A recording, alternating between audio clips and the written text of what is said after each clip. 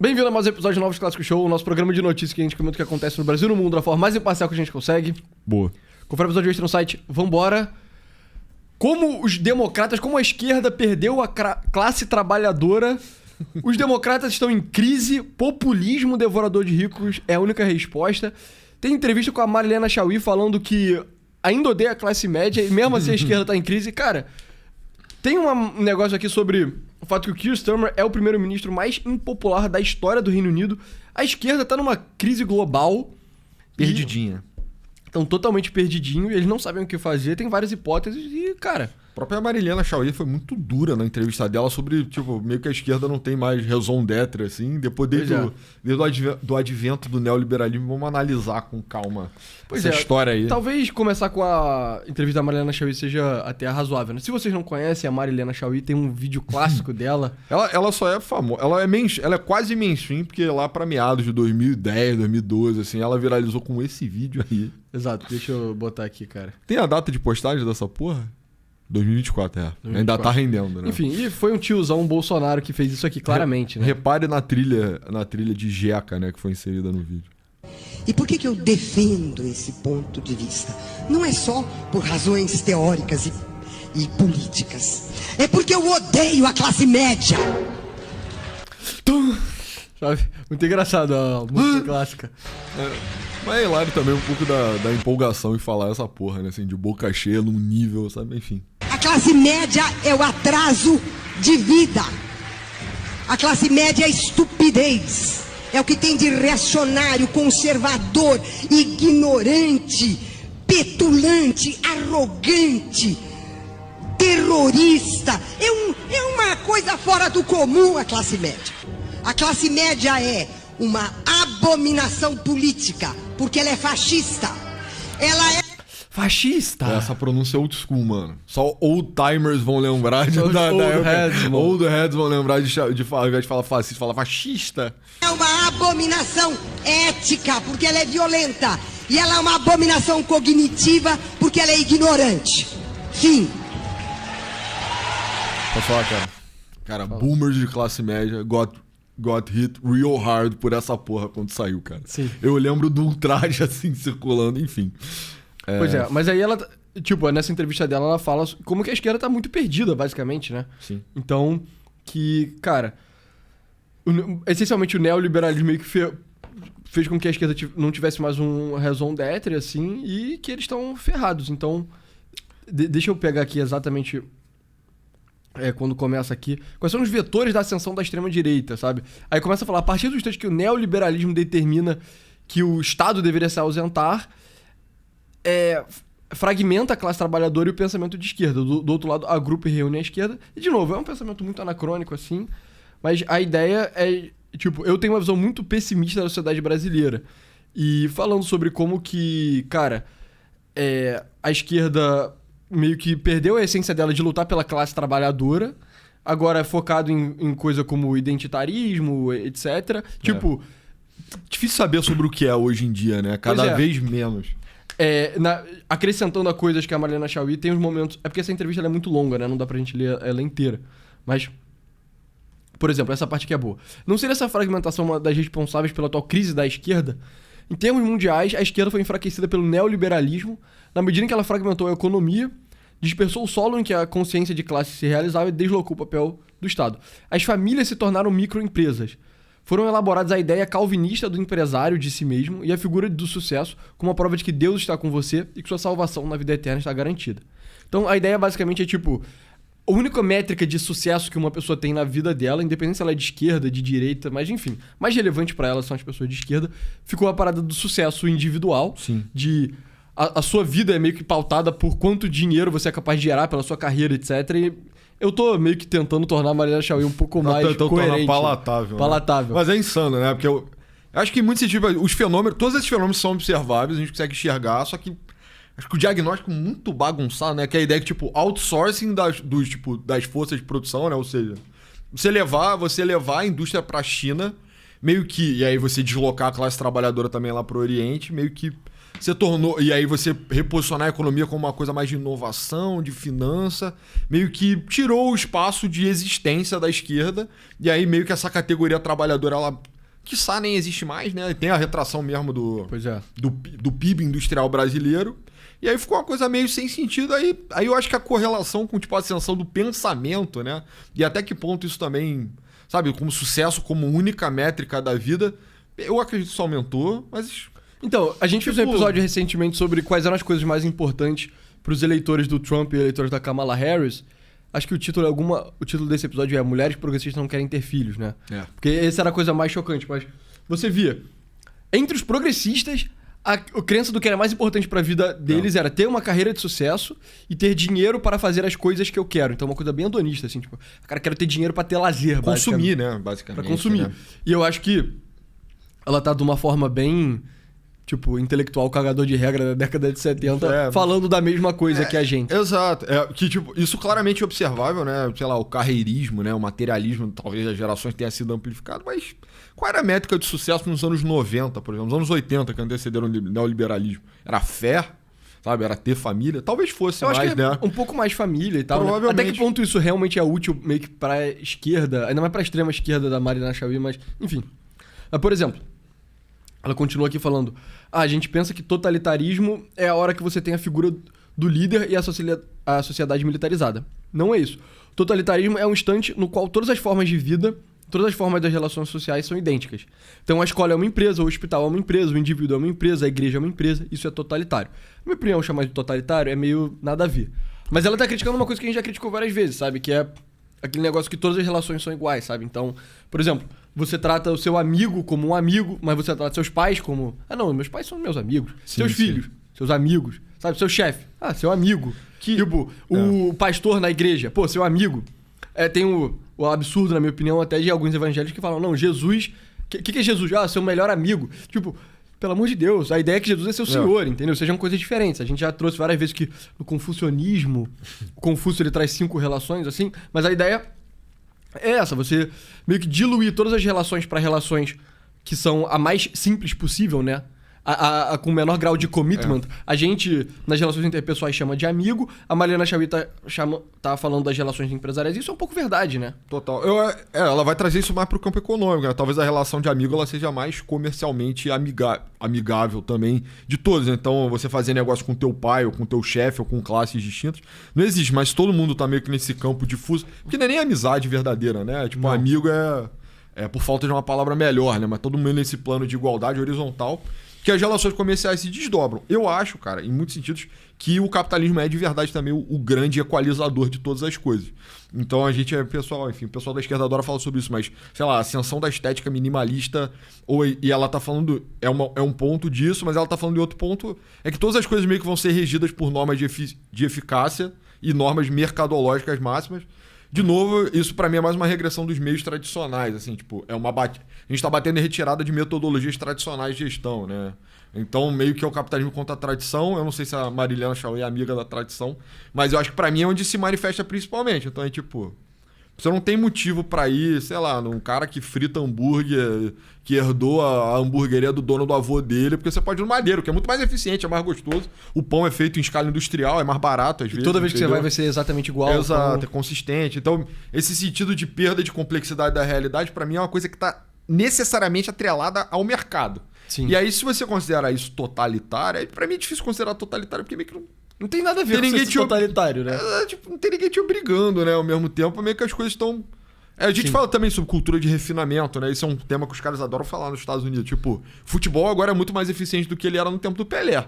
Mas todos os times meio que jogam iguais, né? E tem muito menos espaço pra, tipo, brilhantismo, personalidade. Exatamente. Mas é porque o futebol foi meio que otimizado também. Basquete, as pessoas falam mais sobre basquete. É muito clássico, né? Hoje em dia, tipo, mais da metade dos arremessos na NBA são feitos bola de 3, tá ligado? Exatamente. Então, tipo, a gente tava a morte do futebol arte. O último camisa 10 foi o Paulo Henrique Ganso, né? O camisa 10 do Fluminense, então, enfim. Mas esse tipo de coisa toda opera num nível muito maior, porque as coisas... E eu acho que isso, de certa forma, também não é nem necessariamente capitalismo, mas meio ciência também, entendeu? Então, meio que se você tem uma abordagem científica mais eficiente, é mais acurada, a única forma de investigar a verdade também aplana todas as coisas, né? Pois é, mas enfim, e aí a gente fala sobre como isso torna a vida das pessoas meio que piores, Mas tipo, a nossa perspectiva isso faz com que as pessoas tenham menos significado na vida delas, sabe? E a forma que isso impacta a Marilena Chaui é porque a luta meio que revolucionária da esquerda dela era uma coisa de dar significado pra vida das pessoas, sabe? Sim. Então, sei lá, na década de 60 que nego era marxista radical, queria fazer uma revolução, é porque isso é meio que uma coisa além do material, sabe? Você realmente quer trazer utopia, quer tornar a vida melhor. Só que da mesma forma que esse rolo compressor do capitalismo industrial, científico, etc., destruiu meio que a vida religiosa, ela meio que também destruiu a religião marxista, sabe? Sim. Então... E lá, né, esses caras meio que no século XX, a gente tem que acabar com a tradição, tem que acabar com esse pensamento retrógrado, escravocrata do Brasil colonial, etc., esses meios tradicionais, tem que modernizar, industrializar, bababá. Aí, tipo, vem o capitalismo, faz basicamente isso, tá ligado? Sem a parte da indústria, mas enfim. Mas basicamente ele ficou tipo, não, agora a gente se fudeu, tipo, acabou o nosso motivo, acabou meio que, e exatamente como ela postulou, meio que a razão de ser mesmo, né? Sim. Então meio que a gente pariu um novo mundo e é um mundo... Não é um mundo marxista, né? Mas de certa forma porque o mundo marxista seria ditado por leis econômicas e o mundo de hoje é, acima de tudo, ditado por leis econômicas. Então meio que... Pois é. E aí, nesse momento, a esquerda tá meio que perdida, né? Porque ao longo do século XX, a esquerda era o campo que tinha uma raison d'être, assim, né? Tinha uma motivação mais genuína pra ação política, enquanto a direita era só o campo de tipo, nossa, quero poder viver minha vidinha tranquila, eu quero que as coisas mudem mais devagar. E agora, tanto a direita continua sendo a merda que ela sempre foi, mas agora a esquerda tá meio que perdida, né? Sim. E aí, enfim, tem aqui... Nos Estados Unidos, eles falam muito sobre isso. Como que os democratas perderam a classe trabalhadora e os caras estão tentando reinventar o Partido Democrata. Mas antes disso, eu acho que vale a pena a gente falar. A gente tá com... Coisa muito importante, né? Belíssimo patrocínio aqui. Aqua Voice. Primeiro patrocinador da história do Novo Clássico Show. Obrigado, Exato, Aqua é um Voice. patrocinador muito maneiro. Aqua Voice é uma startup americana de um serviço de transcrição de áudio para texto. Só que... Aí você pode estar pensando, mas, pô, já não tem um milhão de coisas que fazer isso. Cara, literalmente nenhum faz tão bem como o Aqua Voice. Eu acho que vale a pena eu até abrir o site deles aqui. Mas a ideia do Aqua Voice é, cara, você vai fazer isso bem o suficiente para que você consiga mexer no computador sem nem... Abandonar o teclado, cara. Você abandonar o teclado. Então, aqui, esse é o site deles. A ideia é Speak Naturally, Ship Faster. Então, você fala naturalmente, consegue entregar mais rápido. Uma entrada de voz profissional que economiza 30 minutos de digitação todos os dias. Então é muito voltado para programador, para que você consiga... Você literalmente fala os comandos que você quer introduzir no seu código, e ele introduz com uma taxa de erro baixíssima. Você pode... Promptar também. Promptar coisa para IA. Aqui o exemplo dele é muito de IA de programação. Então você pode só mandar mensagem de texto usando também. É muito bom. E a vantagem é que é muito simples e muito rápido de usar também. Então, deixa eu botar no chat GPT aqui. Só pra usar um exemplo. O meu computador já tá habilitado, é só você aperta FN, fala, e a taxa de erro é baixíssima. Então, sei lá, quem é a filósofa Marilena Chaui? Viu? É muito rápido. Quase imediato. Né? Quase imediato, a taxa de erro é muito baixa. E, cara, tem como você botar, tipo, termos técnicos também pro Aqua Voice funcionar perfeitamente pra literalmente ajudar o trabalho. A ideia é basicamente você ter quase que um...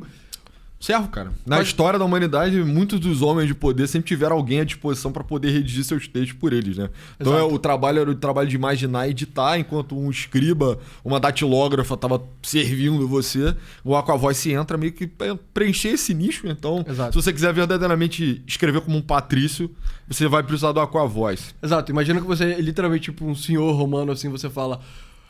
quem é a Marilena Chaui? Sabe? Você não precisa mais ter um trabalho manual de usar suas mãos. Você só fala e o trabalho é feito. Então... e posso falar, cara, pra mexer no chat GPT, pra você colocar prompts mais complexos, sem preguiça, sem, sabe, economizando tempo, sendo ultra eficiente, cara, com a voz. Exato. Tá mais do que aprovado. Então, tem o código do Novos Clássicos Show, NC 3 meses, que você tem 3 meses de grátis no serviço profissional deles. Então, cara, entrem no link... Vamos botar o link na descrição e tá na tela aí também. Exato, o link é withaqua.com. 3 meses gratuitos de assinatura. E depois, se você achar que não pode mais viver sem, igual a gente meio que tá se convencendo, aí você assina. Exato, mas enfim, Valeu. Isso. Voltando aqui pra Marilena Chaui. Mas é isso, cara. A esquerda meio que tá em crise e... No momento, a resposta que os democratas meio que estão tentando fazer nos Estados Unidos é um retorno de, tipo, populismo devorador de ricos, né? Eu acho que o Partido Democrata chegou a tentar, né, pivotar visão identitária do que poderia ser a esquerda, né? Interseccionalidade. Eu acho que esse diagnóstico, na verdade, da Marina Lachauí, que a esquerda perdeu a classe trabalhadora, é em nada original. Porque mesmo nos anos 60, as pessoas já estavam meio que falando sobre isso. Então, Marcuse notoriamente fala sobre isso quando ele chega nos Estados Unidos e fala assim: cara, me deparei com uma classe trabalhadora que tem o menor interesse em revolução. E ele nem fala tanto sobre os meios ideológicos da coisa, mas ele fala mais sobre, tipo... Mano, os caras vivem como reis, entendeu? De uma forma geral, a atividade se tornou muito produtiva. E aí tem a pivotagem, né? Isso tem um desenvolvimento muito mais notório lá nos Estados Unidos, mas a esquerda, então, é onde todas as minorias se encontram e tem uma luta interseccional contra a maioria branca, opressiva e tal. Então, meio que você remodula assim, o marxismo por uma questão de identidade pessoal. O Obama é um exemplo de êxito nisso, os anos do Obama são um exemplo de êxito nisso, mas um êxito parcial. Porque, na verdade, os avanços propriamente, né, o que o Obama teria significado ou teria sido o êxito total na visão política dele, passou muito longe e, na verdade, marcou uma reascensão dessas tensões baseadas em raça, sexo, gênero, etnia, nacionalidade. Tudo isso acabou sendo levantado pelo governo do Obama, backfire total. E aí depois os democratas nunca mais conseguiram emplacar. Então a candidatura da Kamala, que foi uma aposta identitária, ela sendo uma mulher caribenha, né? Afro-caribenha. Tecnicamente... Né? Meio hindu, meio... Pois é, ela supostamente é negra, mas ela é meio que indiana. Ela é indiana, né? Mas enfim, e aí a questão é que a campanha da Kamala foi um fracasso. E na verdade, ao que tudo indica, o Partido Democrata está perdendo muito espaço em favor do trumpismo, né? Que se posiciona de uma forma completamente diferente, é algo difícil de catalogar, enfim, né? Exato. E aí a aposta deles agora é populismo devorador de ricos. Eles trazem dois exemplos. É assustador falar sobre essa porra nesses termos assim abertamente, mas... Cara, em inglês é Eat the Rich Populism, né? Sim. Que Eat the Rich é uma frase meio clichê, assim, da esquerda americana. Mas a ideia cara, vamos fazer populismo agora, né? E aí o populismo tem que ser naturalmente econômico, ele não deveria ser identitário. E aí eles trazem esse exemplo aqui, tanto do Zoran Mandani quanto desse outro cara, que é Osborne, se eu não me engano o nome dele, outro cara nos Estados Unidos, Dan Osborne. Mas, cara, eu tenho meio sérias dúvidas até que ponto... isso vai funcionar. Eu acho que no Brasil você vê o Lula meio que fazendo isso, né? Então a ideia cara, a esquerda, principalmente no mundo desenvolvido, ela fez coisas identitárias, tentou lutar raça, gênero, etc., mas isso não convenceu. As pessoas não gostaram disso. Eu acho que parte do que aconteceu também é que eles meio que venceram todas as vitórias que eles tinham pra vencer, entendeu? Então, sei lá, 100 anos atrás, eles deram voto pras mulheres. E aí, 60 anos atrás, nos Estados Unidos, pelo menos, eles deram direitos civis para os negros, sabe? E aí, recentemente, eles fizeram com que os gays deixassem de ser discriminados amplamente e deram o casamento gay. E agora, tipo, qual é a próxima fronteira da parada? Seria meio que o trans, sabe? Só que o trans não convenceu. Tipo, por vários motivos que, enfim, nem vale a pena ser discutidos. Trans é uma parada que as pessoas ficam meio tipo, cara, pô... Foi mal, isso aí não é exatamente... Desculpa, cara, você não é o Martin Luther King, sabe? Você não é uma das feministas, das sufragistas e tal. Tipo, não é a Isabela Cepa. Exato. E aí o que eles vão postar agora é populismo. Só que eu tenho umas sérias dúvidas até que ponto isso vai dar certo, sabe? Cara, eu penso até que, por exemplo, a gente fala... A Mariana fez o diagnóstico da globalização, que era absolutamente pertinente quando, sei lá, ela tava na crista da carreira dela nos anos 90. Só que hoje a gente já tá falando de desglobalização, uma desglobalização proposta pelo próprio trumpismo. Sim. E eu fico pensando se os democratas já não estão meio que antecipando, tipo, vai voltar a ter indústria aqui, talvez volte a fazer sentido, porque eu acho que o diagnóstico de que a visão, essa esquerda identitária dos anos do Obama, ela é mais fraca do que a esquerda histórica do século XX, é muito simples, né? Sim, só porque... Quando você trata em termos de categorias absolutas, cara, a gente já falou isso no episódio antes. A categoria absoluta trabalhador é a maior categoria possível, literalmente a maior categoria possível no mundo, assim. Tipo, mais disputando, que eu acho que das que são mais naturais, talvez. Então, sabe? O que eu penso é... Porque você tem trabalhadores e trabalhadores, sabe? Sim. Então, na visão da Mariana Chauí, a esquerda deveria ser uma coisa para o trabalhador. Apesar da Mariana Chauí ficar nessa babaquice de odeio classe média e tal... que é tremendamente retardado falar isso. Foi um tiro no pé. Ela meio que tava falando do trabalhador de classe média, sabe? Só que hoje em dia você consegue dar dinheiro pro cara que é tipo lumpen, sabe? Sim. E aí... Na América Latina, o lumpen proletariado ele é muito grande. Aí talvez seja uma coalizão viável. Nos Estados Unidos já é mais complicado, porque os Estados Unidos é um país verdadeiramente de classe média, sabe? Aí você aliena a classe média e tenta trocar ela na sua coalizão política por lumpen proletariado, o Lula fez isso muito bem no Brasil. É um negócio que a gente fica zoando de give orange, né? Que é, tipo, você dá migalha pra pessoa, aí você quase que, tipo, bestializa ela, porque a vida inteira dela passa a depender do Bolsa Família, e aí ela acaba tendo dificuldade de ter algum tipo de educação, conseguir um emprego melhor pra ter uma vida mais edificante. Não, você fica mantendo ela na beira ali da classe média baixa, pra baixo, assim, e você só fica dando migalha pra pessoa, mas ela fica o teu curral político perpétuo, sabe? Sim. O cara chega no ano da eleição, você dá um aumento no Bolsa Família, dá uma isenção no gás, e aí o cara vota em você. Isso funciona muito bem no Brasil. Mas será que funciona nos Estados Unidos? Sabe? Não, a questão é que, tipo, ou o trabalhador ou o lumpenzinado talvez seja a proposta latina pra coisa, né? Isso é uma coisa... Tipo, Então, mas o que eu acho talvez... nos Estados Unidos funciona porque os Estados Unidos está se tornando um país cada vez meio que mais latino, né? latino, sabe? Pra mim, cara, o peronismo, né? O Getúlio como que era... Provavelmente o peronismo é o caso mais típico, mas ele é meio que uma interseção entre, tipo, caudilismo e marxismo, assim. É um filho bizarro das duas coisas e que não poderia ter sido gerado no mundo anglo-saxão de forma espontânea, porque a ideia não estava lá. A formatação histórico-cultural, sociológica e tal não existia, então não poderia existir. Talvez passe a ser viável nos Estados Unidos com o tempo, com a mudança, né, do perfil da classe trabalhadora americana. É possível, né? Tipo, você tem latinos em alta posição de escalão hoje em dia nos Estados Unidos, entendeu? Mas é aquilo também, né? Se o Trump só conseguir expulsar dezenas de milhões de pessoas, reverte o jogo, entendeu? Mas, tipo, fato é, a categoria transexuais é menor do que a categoria trabalhadores.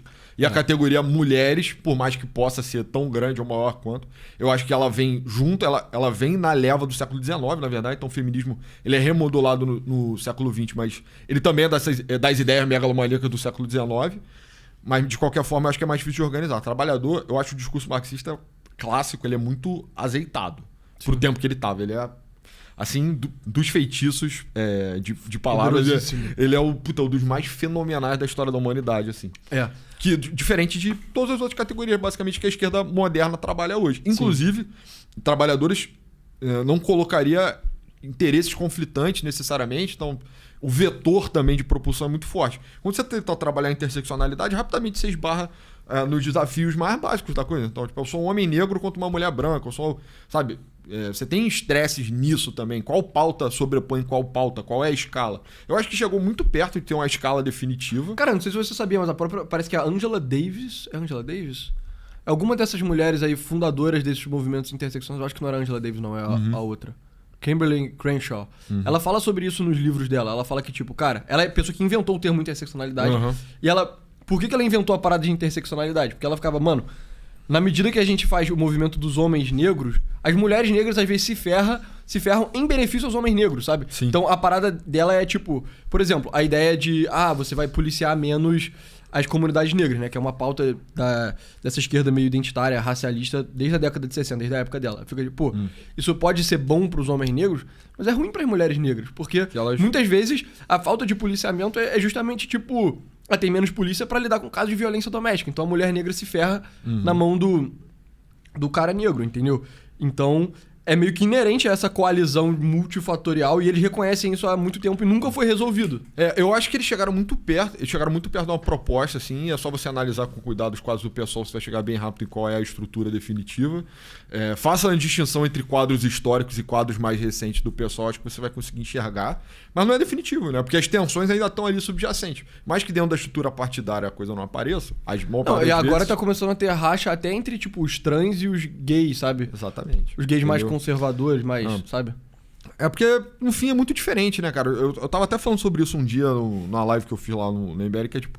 Cara, beleza, você é um gay... você é um gay que trabalha numa empresa de engenharia no estado de São Paulo e você é, tipo, uma pessoa trans no interior do Maranhão, assim.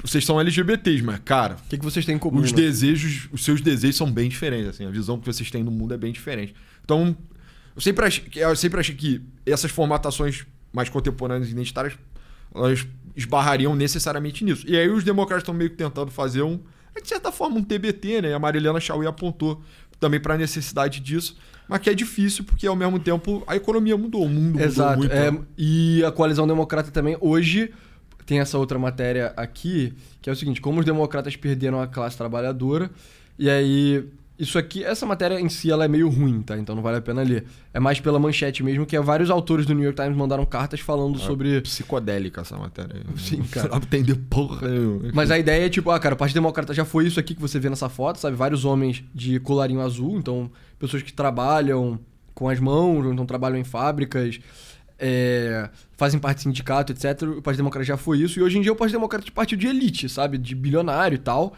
E aí, cara, como isso aconteceu? Por que isso aconteceu? Hoje tá tendo vários revés relacionados a isso. E isso é um problema. A ideia de que o Partido Democrata é o partido das elites é um pouco problemático para essa tese aqui, sabe? De que populismo devorador de ricos é a única resposta. Essa ideia de eat the rich, que é como você consegue ser o partido dos bilionários e o partido contra os bilionários ao mesmo tempo? Será que você não vai estar só empurrando os bilionários pro colo do Trump? Sim. Igual muitos já estão lá pulando no colo dele. Cada vez mais, né? O braço de tech inteiro, né? Quase. Tá mais simpático porque com o trumpismo. No século XX, existia essa coalizão pinça do Partido Democrata, né? Que era tipo, os democratas eram os aristocratas e a classe trabalhadora. Então tinha essa pinça meio contra a classe média. Só que, eu não sei, eu sinto que tinha menos ressentimento com relação aos bilionários e tal, sabe? Uhum. Então... Não a desigualdade aumentou também, né? Virou um quadro... Enfim, a ver se o diagnóstico, tipo, se você pode fazer uma coisa sobre isso, se vale a pena fazer uma coisa sobre isso. Mas a desigualdade aumentou muito ao longo do século XX. Mas o ponto que eu queria fazer é, naquela época, a esquerda tinha muito mais uma pauta que é, mano, vamos melhorar a vida de quem trabalha. Uhum. Hoje, a pauta da esquerda é mais tipo, cara, vamos só destruir os bilionários, sabe? É muito mais sobre odiar o cara que é rico do que melhorar o cara que é pobre. E se você realmente quer odiar os caras que é rico, você vai estar... Tipo, se você realmente quer destruir os bilionários, você vai estar destruindo os caras que subsidiam o Partido Democrata. Hoje sim. Parece meio difícil você costurar isso. E em termos de populismo econômico, por exemplo, aqui tem a foto do Zoran Mandani, né? Tem esse Osborne que eu não conhecia, o Zoran Mandani que tá concorrendo para ser prefeito de Nova York agora. Cara, tem um episódio sobre ele no site. Aqui no canal. YouTube, na verdade. Parte das propostas dele envolvem, tipo, aumentar pra cacete gasto público, sabe? Igual o Lula tá fazendo aqui no Brasil, que é... isenção de imposto de renda, aumenta o Bolsa Família, dá vale gás, vale isso, vale aquilo. É tipo, cara, isso no século XX era mais factível, em grande parte porque era muito fácil o Estado meio que se endividar e aumentar o gasto em bens sociais. Mas hoje em dia, todos os estados no Ocidente já estão quase... no limite, assim, da dívida que eles conseguem comportar, sabe? Marilena Chauí diria que você já está tomado pela lógica totalitária do mercado, pessoa. Como assim eu não posso me endividar o quanto eu quiser nessa porra? O triunfo do neoliberalismo? Sabe, mas meio que entendeu? Porque senão você cai num peronismo mesmo. Você tem que subsidiar os seus gastos com base em impressão de dinheiro e aí você vai... Parabéns, game over, o mundo inteiro é a Argentina agora, sabe? Isso é ruim, né? Isso é ruim, isso é muito ruim pra quem é bilionário. E os bilionários são muito poderosos nos Estados Unidos, sabe? Tipo, nego rico no Brasil é poderoso, tipo, Faria Lima é poderoso, o empresário é poderoso, são. Mas não se compara com o grau de poder que esses caras têm lá, sabe? E na Europa também. Então, cara, eu tenho umas fortes dúvidas até que ponto... Se eles tentarem fazer esse movimento de pinça de novo, sabe? Que ao invés de ser, tipo, a aristocracia meio... intelectual e rica com a classe trabalhadora contra a classe média, que é o que foi no século XX, se for tipo os bilionários e o lumpen proletariado contra os bilionários, tipo, sendo que você não tem dinheiro pra dar pro lumpesinato, tipo, como é que funciona essa coalizão, sabe? Cara, o que eu penso é que talvez a coisa seja realmente mais parecida com o peronismo e seja, enfim, como foi posto na Argentina, um grande pacto nacional. Então, dentro dos setores peronistas, você tem o empresariado, você tem classe média, você tem o todo. O desenvolvimento lá do kirchnerismo, ele parece mais com o que você falou, que é realmente uma coisa de pensar, que é a grande burguesia nacional e o cara miserável. Mas, não sei, talvez faça uma coisa moda lá dos anos 60. Tipo, pô, você é grande empresário, eu vou te taxar mais, mas meio que também eu vou fechar o país, só você ganha dinheiro. Sim. Uma coisa assim, eu não sei exatamente como vai ser modulado. A parada é que esse nome Eat the Rich é foda, né? Sim. Tipo, indica, na verdade, realmente que você tá tentando usar o bilionário como um tipo de bode expiatório. Você vai tentar produzir algum tipo de fenômeno. O Gerard diria que você não consegue produzir isso artificialmente, mas você vai tentar produzir algum tipo de scapegoat, assim, entre os ricos. E aí nisso parece um grande retorno ao, sei lá, ao princípio do século XX mesmo, sabe? Tipo, cara, o burguês russo, ele é nosso inimigo e a gente vai, sei lá, enforcar ele com as tripas do último padre, né? Sim, e outra coisa que eu penso também não é como se essa estratégia fosse uma estratégia que você... A estratégia peronista é uma coisa que você adota e parabéns, seu país vai ter muita estabilidade política. Não. Porque se você ver a história da Argentina, cara, se o Brasil é um país caótico politicamente, a Argentina é tipo 2 vezes mais, sabe? É. E se você fizesse um peronismo nos Estados... E outra consequência do peronismo é que ele enfraquece o seu país de fato. Ele torna o seu país meio que mais pobre, menos pujante de várias Ele é formas. ruim, né? Ele, pro todo, assim, é ruim. E os Estados Unidos é um país que não pode ficar fraco. Sim. Pelo menos não muito fraco. Porque inevitavelmente eles vão se meter numa guerra. E aí, cara, se eles forem humilhados numa guerra... Crazy shit happens quando você perde uma guerra, entendeu? E eu acho, cara, que é muito contrário ao ethos democrático. Claro que isso muda muito, né? Já mudou várias vezes. Mas é meio que o peronismo também implica numa introversão nacionalista, assim. Coisa que não tem nada a ver com o que é o Partido Democrata hoje. Tipo, Que é o partido das instituições supranacionais. Não, mas o partido das grandes elites dos negócios internacionais, entendeu? Então você teria que enxotar o empresariado para poder tentar convencer uma camada popular maior. Eu não consigo ver política nos Estados Unidos operando sem grande negócio, assim. Impossível. Tipo, a República Americana, ela é das mais conservadoras, assim, do mundo. Acho que perde pro Reino Unido, que aí realmente é uma coisa extremamente conservadora, apesar de ser democrática. Mas lá nos Estados Unidos também as coisas dependem muito de uma estruturação grande, do dinheiro, de financiamento e etc. E essa matéria, ela faz um esforço muito grande para tentar provar que o Mandani e esse cara, o Osborne aí, também, que agora os democratas estão querendo hypar, eles são realmente uma resposta para uma coisa nova. E eu acho que em algum sentido é um sentimento antigo, então acho que vai, tipo, ocupar Wall Street, campanha do Bernie. E aí você tem um grupo do Bernie que entra na campanha do Donald Trump, né? Uma campanha do cara comum. Tem, tipo, isso aconteceu bastante. E cara comum e meio anti-establishment. E você vê isso acontecer solidamente. Meio que essa sensação continua nos Estados Unidos. Enquanto o cenário econômico não melhora necessariamente para a classe trabalhadora americana e a desigualdade continua aumentando, né? E o descolamento que tende a aumentar cada vez mais, dado a natureza dos negócios de tecnologia. Então... eu não sei o que vai sair dessa porra. Eu acho que dificilmente o Mandani é um surto. Parece pra mim, um processo muito longo aí. Tipo, esse é um sentimento que não tá sendo representado na democracia americana. Se tem uma coisa que ficou clara nos últimos, 10 anos, é que tipo, meio que não existem surtos, sabe? Tipo, os democratas ficam, o Trump é um surto. É, tipo, Bro, não é um surto. O Bolsonaro é um surto. Não é um surto. A própria Mariana Chauí reconhece isso na entrevista, sabe? Que ela fica meio tipo, cara... Hoje a gente tá, a esquerda, né, tá nessa atitude, derrotamos o bolsonarismo, pra citar o Barroso, assim. Triunfalismo, então, tipo, né? Sabe, nossa, derrotamos a extrema-direita. A Mariana Chauí fica tipo, cara, vão se reorganizar. Talvez não seja o Tarcísio o cara que vai conseguir reorganizar com ímpeto a parada, mas não vai voltar. Porque nada é surto, tipo, não existem surtos, assim, entendeu? Ela menciona, inclusive, que, enfim, eu vou falar em Marilena Chauí slang, né? Acho que a extrema-direita, ela consegue se reunir, ela tá se reunindo no seio do Estado como tipo, força reacionária, entendeu? Então, ao mesmo tempo que o Estado meio que parou de fazer sentido pra esquerda, que ela não consegue mais interagir com ele, né? Meio que os lugares onde a esquerda estava não interagem mais com o Estado. Aí ela fala que, ao mesmo tempo, também a extrema-direita acaba sendo um convite para ela ao papel do Estado, então ela tenta ler o Trump meio que por essa linha, assim, né? Pois é. Mas, de qualquer forma, eu acho o diagnóstico, mano, iffy, se qualquer coisa... Ela tá bem velha, né? Se é que em algum momento ela teve muito o que contribuir, eu acho interessante que... Posso falar? Pesquise. A Mariana Chauí acertou em algumas coisas, sabe? Quais? Aquelas que ela tem uma crítica muito parecida com a nossa. Então eu vou ter que dar parabéns pra ela. Quanto mais ela passou longe da gente, mais ela foi errando. Exato. É esquisito, né? Quanto mais longe ela tava da gente, mais errada ela tava. Mas as coisas que ela falou que ela fala, que a gente também fala, aí tinham muito valor. Mas enfim, a entrevistadora da Folha perguntou como a condenação de Bolsonaro atinge a direita e a extrema-direita no Brasil. A minha interpretação é de que agora entramos num momento de espera. A extrema-direita vai se rearticular dependendo de qual liderança irá aparecer. Não sei se o governador de São Paulo, Tarcísio de Freitas, tem força pra isso. Ou seja, contestou a tese do tratoraço. Contestou.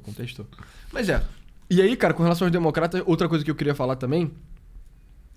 outro motivo que eu tenho dúvidas até que ponto essa coisa Zoran Mandani funciona é o seguinte. Eles descreveram o tal do Osborne, que é igual a ele, como... porta-voz confiável de uma mensagem que repercutiu entre os eleitores do Nebraska. Um ataque contundente às elites econômicas, uma postura moderada em relação a questões culturais e rejeição da política tradicional. E aí, eu tenho dúvida com relação a isso aqui. Postura moderada em relação às questões culturais. Cara, será que os democratas conseguem moderar meio que o pitbull progressista deles, das universidades e das ONGs, etc? Sabe? Porque, tipo, eles ficaram, sei lá, alguns diriam um século, outros diriam menos tempo, algumas décadas, meio que emparelhando as universidades para que elas se tornem, tipo, fábricas de produção de ativistas progressistas, sacou? Hoje a pauta desses caras é meio que movimento trans, antirracismo, enfim, você sem dúvida conhece. E agora vai chegar um tal de Osborne e falar, galera, vamos esquecer a parada trans. Não sei se os caras vão levar bem. Porque é aquilo, o Partido Democrata não é meio que um monolito, sabe? Eles não são, tipo... Exato, eles não efetivamente controlam os ativistas. Os ativistas é tipo pitbull na colheira, soltaço, assim. Com certeza. Mas eu acho que o establishment democrata tem os meios pra, talvez, abaixar a bola dele. Foi um pouco da campanha da Hillary, assim, né? Ela ter sido a proposta depois do Trump. Tinha um ar identitário muito suave, né? Cara, não sei ela sendo mulher. Não. Eu não lembro quem era o vice. Mas, tipo, a Hillary era a mulher do Bill Clinton. É uma mulher, beleza, ok. Seria histórico. Mas depois a Kamala foi, nesse eixo, uma proposta mais radical ainda, né? Mas eu acho que talvez eles tenham os meios. Eu tenho muita... Eu questiono em muitos sentidos o quão popular é a democracia nos Estados Unidos. A minha preocupação é mais que o Zoran Mandani, ele é uma... Tipo, tem essa coisa borbulhando, assim, do Occupy Wall Street há muito tempo lá nos Estados Unidos. E eu tenho mais medo disso se converter em tipo, terrorismo doméstico do fundo do meu coração. Igual está acontecendo, né? Na frente dos nossos olhos. Do que virar, tipo, é isso, cara. Vai ter um Mandani em cada capital americana. E aí o Partido Democrata vai virar uma parada grassroots e tal. Nunca foi, né? Vamos ser bem honestos. Nunca foi, né? O partido do carinha normal sempre foi o partido republicano, assim. Do Average Joe, assim, né? Será? No período do Bush, desde a época talvez... do Nixon, acho que Porra, era. muito tempo, entendeu? É. Antes de, tipo, beleza, foi lá o dos Robert Barons e tal, eles estavam dentro do Partido Republicano, mas, tipo, se pegar a origem mesmo da parada, é do cara, é o partido do carinha, entendeu? Do Average Joe, assim. E o Partido Democrata sempre foi mais a coisa do sou fodão e tal, enfim. Talvez eu acho que essas barreiras aí sejam insuperáveis, sabe? E a gente... Mas enfim, vamos falar um pouco do Brasil. Tipo, claro. Você acha que com prazer. Lula... Eu só entendo Brasil sem nada dos Estados Unidos. Só invento. Lula morrendo. O ovinho de Ema. O ovo de Ema tava estragado. Tô passando mal. Peguei salmonela do ovo de Ema, Janja. Ai, meu Deus. Traz um Eno, Janja. A barriga tá batendo aqui. Tô com um pouco de azia. Isso acontecendo. E aí? Se você fosse o estrategista da esquerda, sabe? O PT... Eu acho que o PT nunca comprou parada identitária direito, sabe? Eu também acho. Mas, rapidinho. Situação hipotética. A gente sabe que muitos figurões de Brasília... né, claro. assistem ao nosso programa. Um abraço pra vocês aí. De direita, esquerda, centro, extrema direita, extrema esquerda, todo mundo assiste ao nosso programa. Sim. Inclusive estão todos convidados para o encontro dos membros que vai acontecer em São Paulo no dia 25 de outubro. Muito importante que você esteja lá, só para quem assina o site. Então, dá uma olhada lá na aba do Q&A, tá um formulário, você vai preencher o formulário e a gente vai entrar em contato. Se você quiser conhecer elites políticas de Brasília, vá no encontro de membros cara, de São Paulo. Se você precisar de verdade conhecer o Kassab, cara, eu tenho em boa autoridade que ele vai estar lá, entendeu? Então... Pois é. Mas enfim. Assine. E aí um cara do PT, um cara do PSB, do PDT e do PSOL se reúnem e falam: Antum, a gente tá perdido, cara. Antunzinho, a gente tá desesperado, a gente não sabe o que fazer. Cara, você é tipo o oráculo da política brasileira. A gente precisa... Questão de tempo. A gente precisa, tipo, da sua opinião, cara. O que você falaria? Tipo, a gente vai te colocar aqui, a gente vai fazer uma frente ampla, vai fazer o tratoraço de esquerda. E você vai ser, tipo, o CVO da parada. Você vai ser o Chief Vision Officer. Eu vou poder ser o Pablo Marçal da esquerda brasileira? Você vai ser o que o Pablo Marçal diz que ele é das empresas dele, só que na esquerda brasileira. Tá, beleza. Você vai ser, tipo, o novo Zé Dirceu, tá ligado? O estrategista, se você tivesse que falar pra esquerda no Brasil, que estratégia tomar? O que você falaria? Cara, isso aí é tipo... Na minha visão, assim, é tipo ser contratado como advogado pra uma massa falida, assim, sabe? É tipo... É muito parecido, porque eu realmente acho que o vento dos tempos tá soprando contra... Cara, big time, sabe? E, de novo, o Brasil é um país muito mais tradicional do que os Estados Unidos. Então, tudo que aconteceu lá meio que... Quis acontecer aqui, mas nunca foi, entendeu? Então, a gente...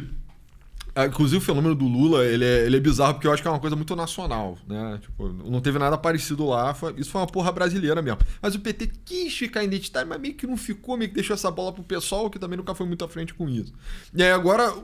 lá nos Estados Unidos os caras já estão falando sobre uma radicalização da esquerda contra a burguesia. No Brasil você meio que já vê isso, entendeu? Você tá vendo isso literalmente na internet. E eu questiono até que ponto ser orgânico aqui, eu me questiono 10 vezes demais quanto ser orgânico lá. Cara, apareceu um corte no TikTok pra mim do Chavoso da USP falando que o Jorge Soros queria dar dinheiro pra ele, cara. Literalmente. I rest my case. Ficou aparecendo corte do Chavoso da USP, né? Uhum. Pra mim no TikTok, eu vi um ou outro assim, pra ver o que ele tinha a dizer. Ele falou, cara, que, pô, ele chamou uma certa atenção e tal. Aí os caras da Open Society entraram e falaram, tipo, cara, você não quer uma mesada, não? E aí ele falou, tipo, ah, não, eu não aceito dinheiro de bilionário e tal. Tipo, puta. Caralho, tá de O sacanagem. cara, isso. ele pode estar mentindo e tá recebendo de qualquer maneira. Não, o Chavoso da USP jamais mentiria. Mas se ele realmente recusou a mesada do Soros, Ele tem mais... ele só leu muito errado como o campo político dele funciona, tá ligado? Que ele podia só estar ganhando dinheiro pra fazer o que ele já tá fazendo. Caralho, Mas- tá ganhando mesada, é. Meu entendimento é que na cabeça do Chavoso da USP, ele meio que receber dinheiro de bilionário seria contra a luta dele anti-bilionário, sabe? Teria sido, uns 100 anos atrás, assim. É, mesmo 100 anos atrás eu não sei como teria sido também. Mas é isso, não é tão orgânico, né? Não. Mas você acha que o futuro da esquerda no Brasil é meio que double down numa porra meio Jones Manuel? Mesmo que não...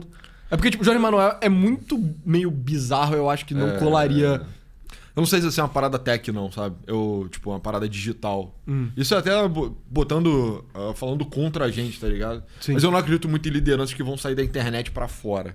Não? No geral. Não, de verdade, não. Sanseito? Vamos ver, né? A eleição do Japão tá chegando, a gente vai cobrir, O Japão tá é um ligado? país bem diferente do Brasil também, Exato, né? Vamos ser exato. sincero. Porra, pra caralho. Mas eu penso, cara, se eu fosse o Lula, cara, eu ia estar pensando gravemente em reindustrialização, assim. Sim. De verdade. Pra ter alguma sobrevida. Porque realmente, se o Brasil vai pra essa cultura global, cara, e vai pra essa abertura, e vai pra essa globalização, é como a Marilena Chauí colocou, cara. Você vai levar ferro. Sabe, eu acho que pra mim a esquerda, ela deveria assumir, talvez, cara, inclusive um elemento... Isso seria uma merda pro país, tá? Também meio anti-modernização, assim.